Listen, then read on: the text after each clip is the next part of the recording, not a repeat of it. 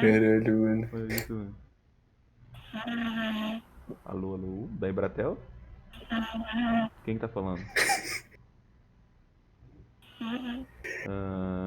Mudinho? Que isso, pô? Eu quero um atendimento.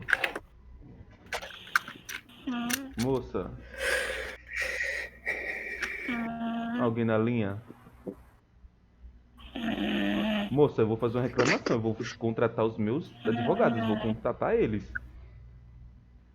Isso é falta de respeito. Oxi! Ei, senhorita, você roncar mais uma vez. Ronque pra você ver. Não, eu tô brincando. Ronque pra você ver de novo.